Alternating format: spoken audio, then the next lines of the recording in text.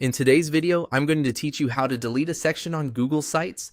If you're editing a Google site and want to clean up the layout, remove outdated content, or simply simplify a page, deleting a section is very quick once you know where to look. I'll walk you through the process clearly so you can follow along without confusion. To begin, go to your Google site and open it in edit mode. Make sure you're on the page where the section you want to remove is located. Once the site is open, take a moment to look over the page so you can identify the exact section you want to delete. This is helpful because Google Sites pages can contain multiple sections stacked one after another, and you'll want to remove the correct one.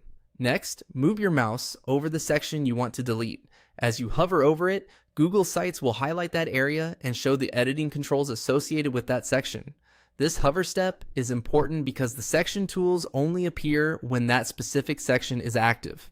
If you don't see any controls right away, move your cursor slowly around the left side of the section until the toolbar becomes visible. Once the section is selected and the toolbar appears on the left, click the delete icon. This will remove that section from the page.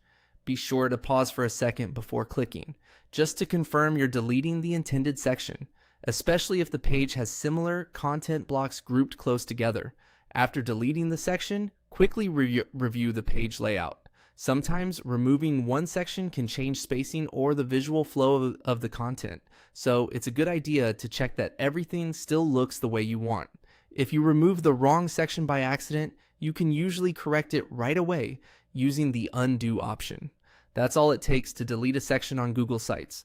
Open your site, hover over the section you want to remove, and click the delete icon from the left toolbar. It's a simple editing tool, but it can make a big difference when you're updating or organizing your site. Thanks for watching, and I hope this helped you edit your Google site more confidently.